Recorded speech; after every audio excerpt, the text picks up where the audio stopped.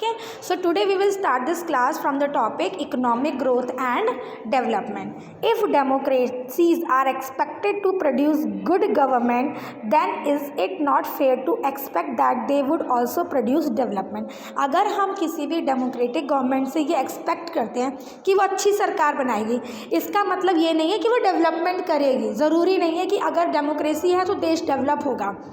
Evidence shows that in practice many democracies did not fulfill this expectation। ऐसे बहुत सारे सबूत हैं हमारे पास जिससे पता चलता है कि जिन देशों में डेमोक्रेसी है ज़रूरी नहीं है कि वहाँ पर देश डेवलप भी होगा, देश तरक्की करेगा। If you consider all democracies and all dictatorship, मान लीजिए कि हम जितने भी वर्ल्ड में डेमोक्रेसीज हैं सबको कंसिडर करें, या जितने भी डिक्टेटरशिप हैं पिछले 50 साल में, यानी कि 1950 से लेकर 2000 तक सबको अगर हम कंसिडर करें, dictatorships have slightly higher rate of economic growth. जिन देशों में डिक्टेटरशिप थी वहाँ पर जो इकोनॉमिक ग्रोथ थी वो डेमोक्रेसीज के मुकाबले ज़्यादा थी।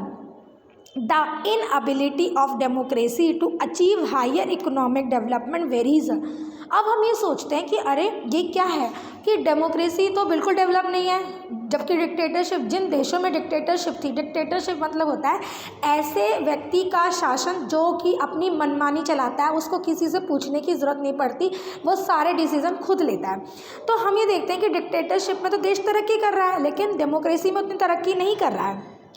But this alone can not be reason to reject democracy. लेकिन सिर्फ इस एक रीज़न की वजह से हम डेमोक्रेसी को रिजेक्ट नहीं कर सकते।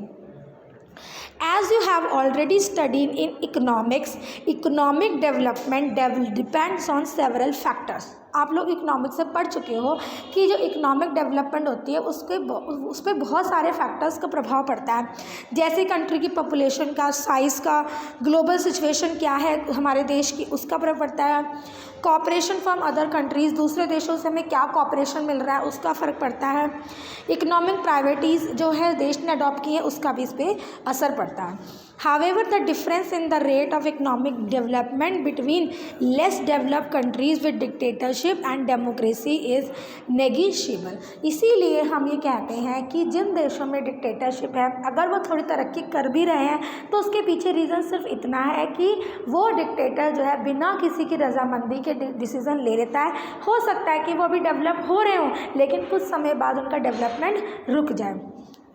Overall we can not say that democracy is a guarantee of economic development. साथ ही साथ कहीं पर भी डेमोक्रेसी हमें ये गारंटी नहीं देता कि तुम्हारे देश में डेमोक्रेसी है तो तुम डेवलप होगे, इकोनॉमिक डेवलप होगे।